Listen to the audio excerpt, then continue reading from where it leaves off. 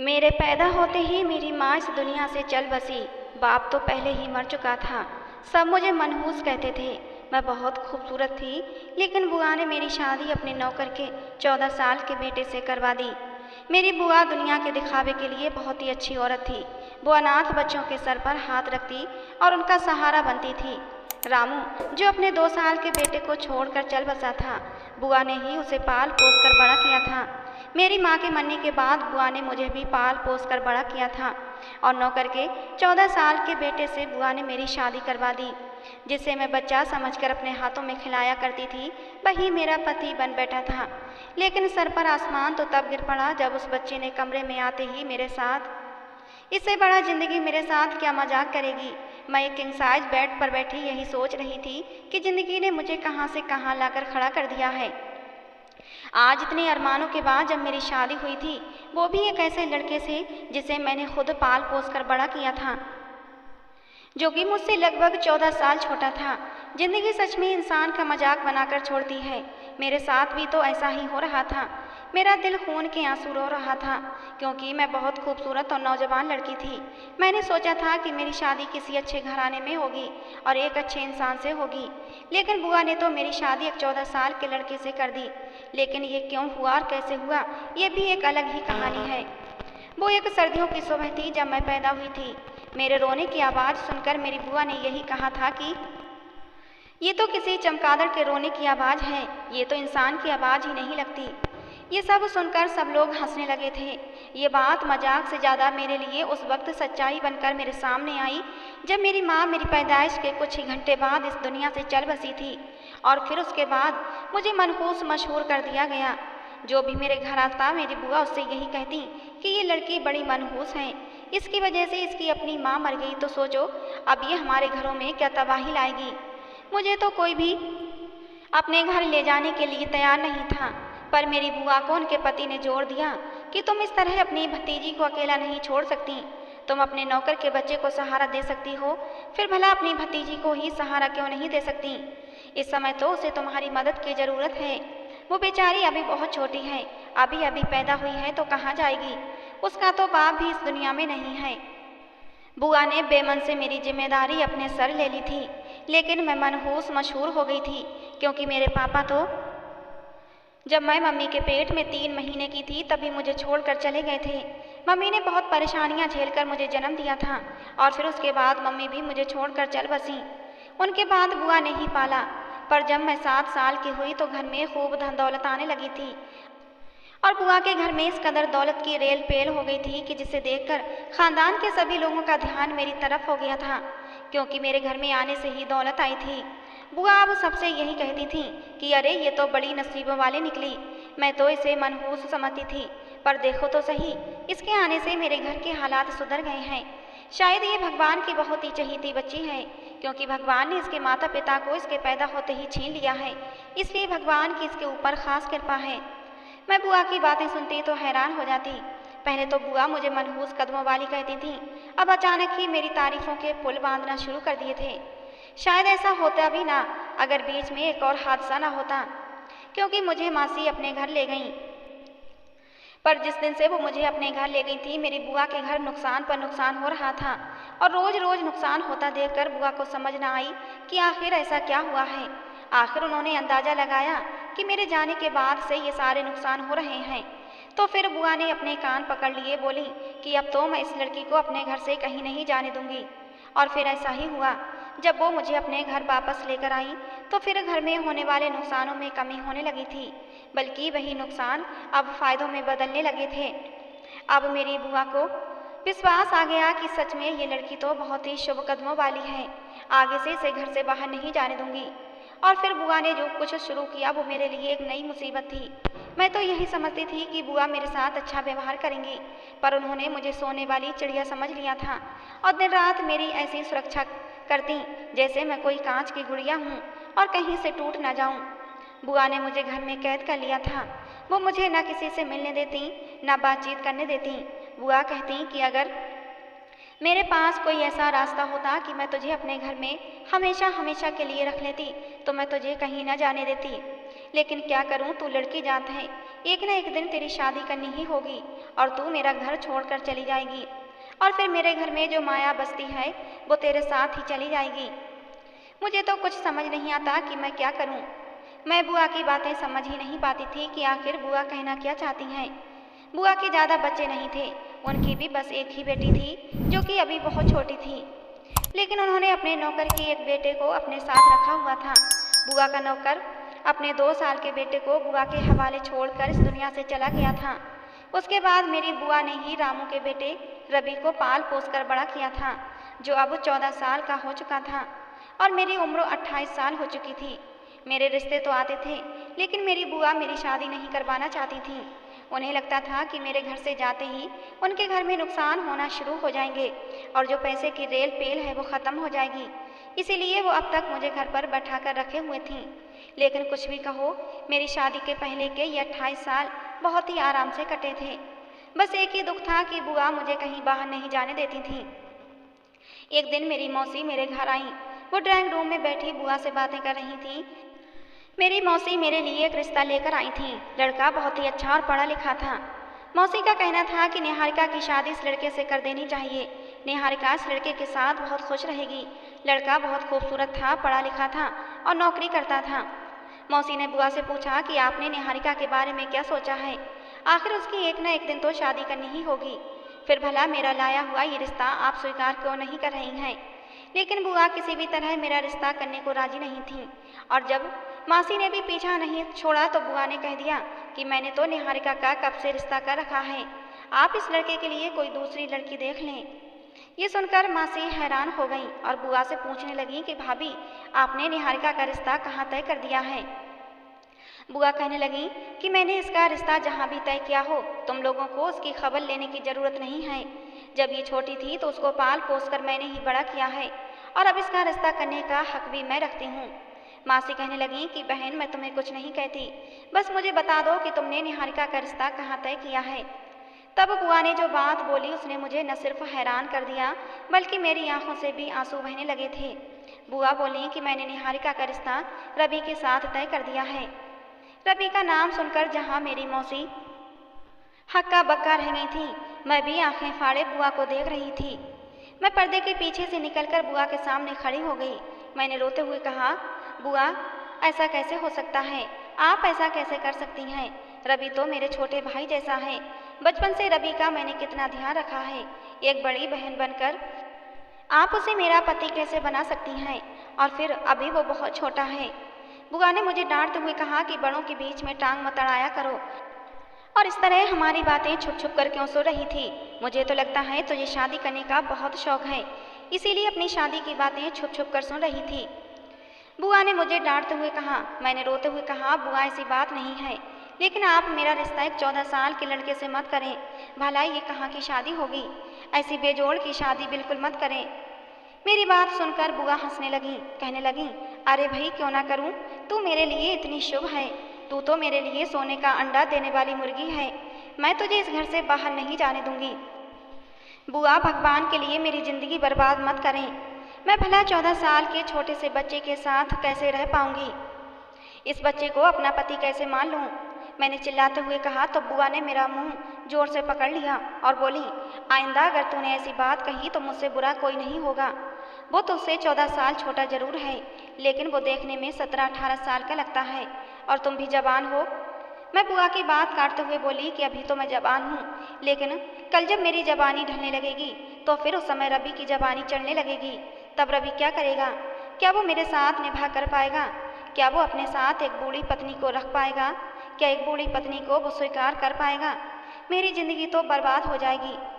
लेकिन बुआ को जरा भी शर्म नहीं आई। बोली कि कोई बात नहीं, एक शादी उसकी तेरे से छोटी लड़की से भी करवा दूंगी, जब वो 20-25 साल का हो जाएगा तब। मैंने कहा, बुआ, मैंने आपका क्या बिगाड़ा है? आखिर मेरी गलती क्या है कि आप मेरे साथ इतना बड़ा जुल्म कर रही हैं? मेरी शादी एक ऐसे लड़के से करवाएंगी जो बाद में दूसरी शादी करे? बुआ के सर पर तो भूत सवार था। वो कह रही थी कि तुमसे रवि की शादी करवाना मेरी मजबूरी है। अगर मैंने ऐसा नहीं किया तो तुम इस घर से चली जाओगी और मैं ऐसा हरगिज नहीं होने दूंगी। मैं आंखों में आंसू भरे बुआ की बातें सुन रही थी। मैं शुभ अशुभ बातों पर विश्वास नहीं रखती थी, लेकिन बुआ इन बातों पर बहुत विश्वास करती थी। बुआ बोली, जल्दी से जल्दी तेरी शादी करूंगी। बुआ की बातें सुनकर मैं रोने लगी। मेरी मासी ने मुझे तसल्ली दी और वहाँ से चली गई। वो और कर भी क्या सकती थी, मगर इससे पहले कि कुछ और होता पूरे खानदान में ये बात फैल गई थी। बुआ ने तो एक अनोखा ही कारनामा कर दिया था। और फिर एक रात बुआ ने एक पंडित को बुलवा लिया। वो मेरे पास आई और कहने लगी, चलो दुल्हन वाले कपड़े पहनो और तैयार हो जाओ। मैं तो बुआ की बात समझी ही नहीं थी, मगर देखा तो बुआ अपनी आंखें निकाले खड़ी मुझे शादी करने के लिए कह रही थी।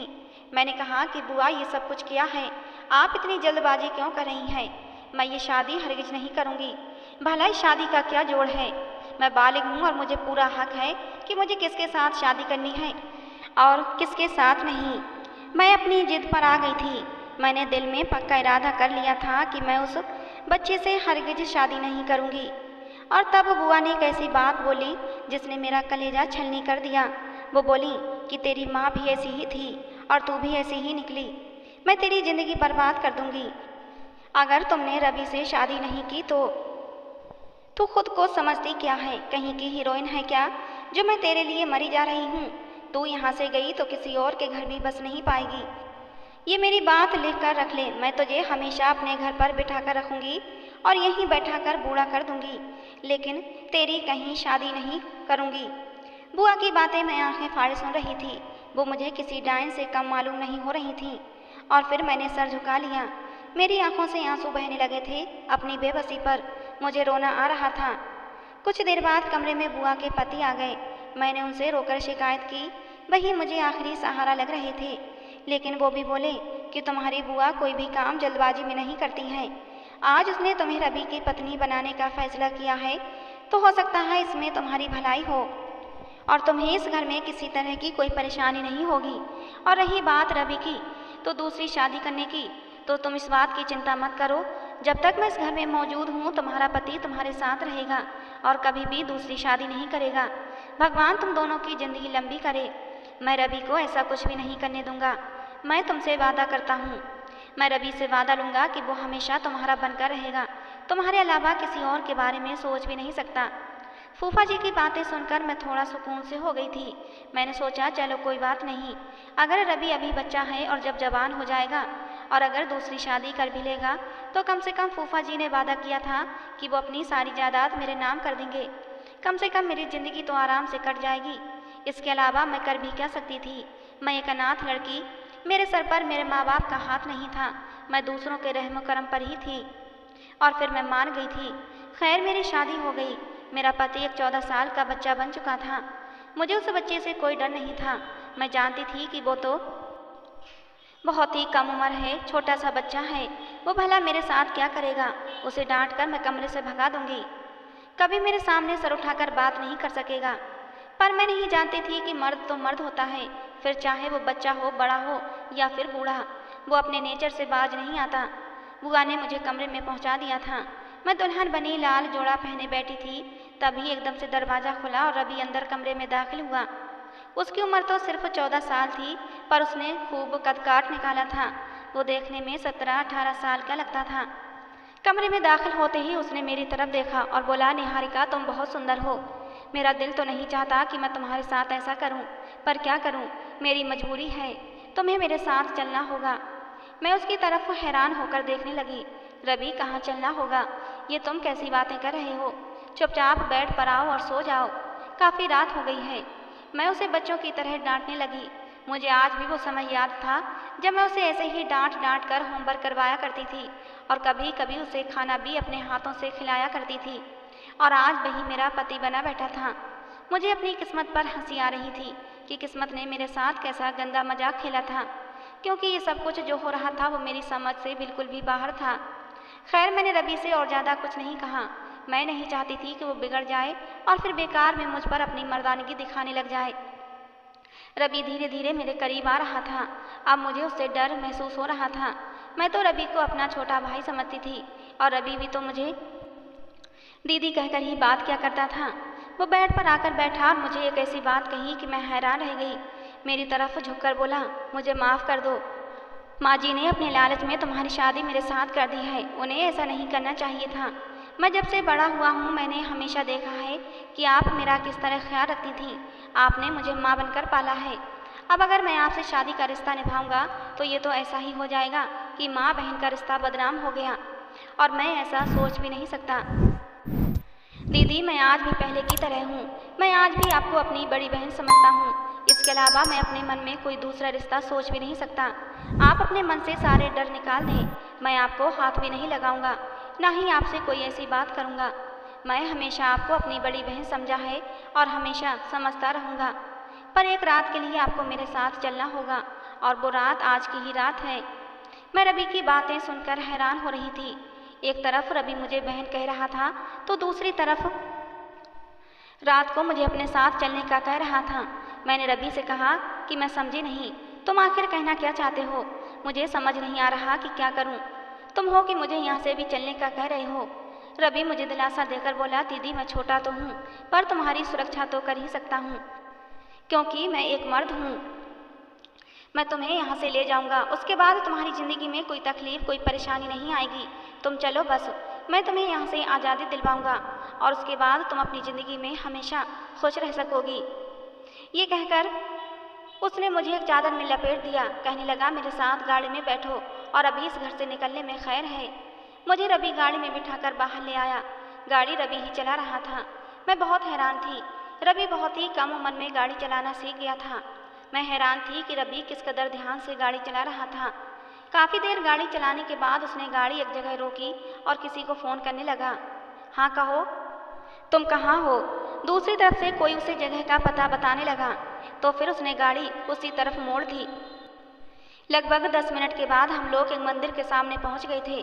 मैंने देखा मंदिर में अभी तक लाइट्स जल रही थी, हालांकि रात के लगभग 2 बज रहे थे। पूरा मंदिर दुल्हन की तरह सजा हुआ था। मैं गाड़ी से उतरकर अंदर आई। रवि मुझसे कहने लगा, मैं आपको यहाँ इसलिए लेकर आया हूँ कि यहाँ आपकी ज़िंदगी की नई शुरुआत होने वाली है। आपसे मैंने कहा था ना। ये तुम कैसी बातें कर रहे हो? मैंने रवि से कहा, मैं भला यहाँ क्या करूँगी? मुझे यहाँ कौन रहने देगा? मंदिर में तो सिर्फ। वो हंसकर बोला, ऐसी बात नहीं है दीदी, मैं यहाँ पर आपको इसलिए लाया हूँ, बस आप अंदर तो चलें, फिर मैं आपको सारी हकीकत बता दूंगा। मैं अंदर गई तो ये देखकर हैरान रह गई कि मंदिर के हर कोने को बड़ी ही खूबसूरती से सजाया गया था। रोशनियाँ जगमगा रही थीं। वहीं एक लड़का भी मौजूद था। ब्लू जीन्स और वाइट शर्ट में काफ़ी हैंडसम लग रहा था, जिसने नज़रें झुका रखी थीं। ये क्या है? मैं परेशानी से रवि को हैरान नज़रों से देखने लगी। आगे रवि ने जो बोला वो मुझे हैरान कर देने के लिए काफ़ी था। रवि ने बहुत ही आराम से कहा, अब यही आपका पति है। मैंने कहा, ये तुम क्या कह रहे हो रवि? ये आदमी भला कौन है? मुझे सच बताओ। देखो दीदी, मैं तुम्हें किसी दूसरी जगह भी लेकर जा सकता था, पर इस समय तुमको ये लगता कि शायद मैं तुम्हें कोई धोखा दे रहा हूँ या तुम्हें बेचने जा रहा हूँ। शायद तुम मेरे बारे में यही सब सोच रही हो, लेकिन मैं भगवान को साक्षी मानकर, भगवान के घर को साक्षी मानकर आपको यहाँ लाया हूँ, ताकि आपको मुझ पर कोई शक न रहे और बाद में आप ये न समझो कि मैं तुम्हें बेच कर चला गया हूँ। मैं आपको यहाँ आपकी शादी करवाने लाया हूँ, और आप देख लेना, ये लड़का जिसका नाम समीर है, ये बहुत ही अच्छा लड़का है। आप इसके साथ बहुत खुश रहोगी, ज़िंदगी में अपने सारे गम भूल जाओगी। ये मेरे सर हैं। रवि मेरे करीब आया और मेरी आंखों में आंखें डालकर बोला, निहारिका, मैं आपको तलाक देता हूँ। ये रहे तलाक के पेपर जो मैंने पहले ही तैयार करवा रखे थे। ये सुनकर तो मेरे होश ही उड़ गए थे। मुझे कोई फ़र्क नहीं पड़ता था कि रवि ने मुझे तलाक दे दी थी। मैंने तो कभी रवि को पति के रूप में स्वीकार ही नहीं किया था, लेकिन तलाक शब्द सुनना ही बहुत अजीब होता है। मेरी आंखों से आंसू बहने लगे थे, शायद रवि की महानता पर या फिर अपनी खुशकिस्मती पर। रवि ने मेरी आंखों में आए आंसू साफ किए और कहने लगा, मैंने हमेशा आपको बहन समझा है, फिर भला आपको पत्नी का स्थान कैसे दे सकता था? मैंने आपकी ज़िंदगी से हमेशा के लिए दूर चला जाऊंगा। मैं आपको यहीं तक लाना चाहता था। मैं जानता हूँ कि बाकी का सफ़र आप खुद तय कर लेंगी। फिर वो मेरा हाथ पकड़कर मुझे उस लड़के के सामने ले गया और मुझे वहाँ बैठा दिया। थोड़ी ही देर में पंडित जी भी आ गए और मंत्र पढ़ने लगे, और कुछ ही देर में मेरी शादी समीर के साथ हो गई। रवि कब से इतना समझदार और जिम्मेदार हो गया था, मैं हैरान थी। फिर पंडित जी ने हमारी शादी करवा दी। समीर मेरा पति बन गया। जब मैंने पहली बार समीर को गौर से देखा तो मैं उसकी आंखों में डूब गई। वो बहुत ही ज़्यादा खूबसूरत लग रहा था। उसकी बड़ी बड़ी आंखों में बहुत ही शराफत और सच्चाई झलक रही थी। समीर को देखा तो मुझे ऐसा लगा कि यही मेरा पति बनने के लायक है। रवि मेरी जिंदगी से जा चुका था क्योंकि हमारा कोई संबंध ही नहीं था। समीर के कुछ दोस्त भी आए बैठे थे। शादी होते ही समीर के दोस्तों ने उसे बधाई देना शुरू कर दी और उसे गले लगा लिया। समीर ने मुझसे कहा कि मैं आपको बहुत खुश रखूंगा। मुझे आपके कजिन ने सब कुछ बता दिया है।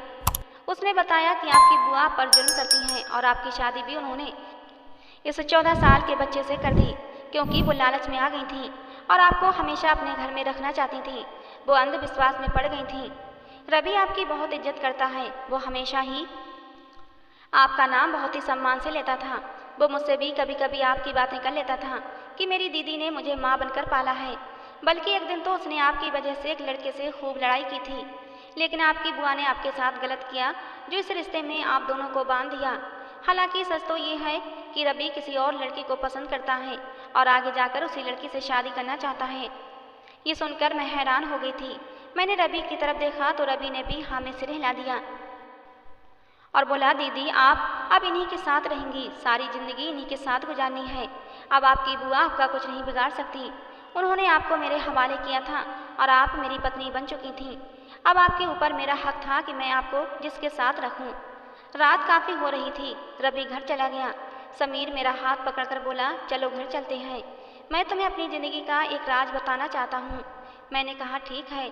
रवि के जाने के बाद मैं कुछ परेशान भी थी कि नए लोग हैं, बिल्कुल अजनबी हैं, कहीं मेरे साथ धोखा ना हो जाए, मेरे साथ कोई जुल्म ना करें। पर ऐसा नहीं हुआ। मैं रास्ते भर इन्हीं सोचों में गुम रही थी। समीर मुझे अपने घर ले आया। समीर का घर छोटा सा था लेकिन बहुत ही प्यारा था। 2 कमरों का घर जिसमें ज़रूरत की हर चीज़ मौजूद थी। समीर मुझे अंदर कमरे में ले गया और कहने लगा, आज से ये सारा तुम्हारा है। बस एक राज है कि मेरी पहले भी शादी हुई थी। ये सुनकर मेरा दिल टूट गया। भगवान, मैं जिस डर से रवि से शादी नहीं करना चाहती थी, यहाँ भी मेरे सर पर वही तलवार लटकी है। समीर ने कहना शुरू किया, मैं अपने कॉलेज की लड़की श्रुति से बहुत प्यार करता था। वो एक अमीर बाप की घमंडी बेटी थी, लेकिन जब मैंने उसे अपनी मोहब्बत का इजहार किया तो उसने मेरे प्यार को स्वीकार कर लिया था। मैं बहुत खुश था। पूरे कॉलेज में सिर्फ उसने मेरी तरफ प्यार का हाथ बढ़ाया था। कुछ दिनों में हमारी शादी भी हो गई थी, लेकिन श्रुति को ज़िंदगी जीने का उसका अपना अलग स्टाइल था। मुझे उसकी इतनी आज़ादी बिल्कुल पसंद नहीं थी। जब मैंने उस पर रोका टोकी की तो वो मुझसे चिढ़ने लगी थी और एक दिन वो मुझे छोड़कर चली गई। मैंने भी उसे तलाक दे दिया और अपनी ज़िंदगी में मैं बिल्कुल अकेला था। शायद ज़िंदगी भर शादी ना करता, क्योंकि एक बार मोहब्बत करने के बाद इंसान में किसी दूसरे को चुनने की गुंजाइश नहीं रहती। पर जब मैंने रवि के मुंह से आपकी सारी कहानी सुनी तो मैं मजबूर हो गया कि मैं आपका सहारा बनूं। ये कहकर समीर ने मेरा हाथ पकड़ लिया। समीर बोला, निहारिका, मैं तुम्हें हमेशा खुश रखूंगा। बस तुम भी मुझसे वादा करो कि मेरे अलावा अपनी ज़िंदगी में किसी दूसरे मर्द को शामिल नहीं करोगी। मैं सब कुछ बर्दाश्त कर सकता हूँ, लेकिन अपनी पत्नी के दिल में किसी और मर्द का नाम बर्दाश्त नहीं कर सकता। इसी कारण मैंने श्रुति को तलाक दी थी, क्योंकि वो मुझे धोखा देने लगी थी। मैंने समीर को विश्वास दिलाया कि तुम्हारे अलावा मेरी ज़िंदगी में और कोई नहीं आएगा। समीर ने मुझे अपनी आगोश में भर लिया और फिर हमने ज़िंदगी की नई शुरुआत की। मैं समीर के साथ बहुत खुश हूँ। मेरी ज़िंदगी में उसके आने से बाहर आ गई है। मैं सबसे यही विनती करती हूँ कि सब्र का दामन कभी न छोड़ें।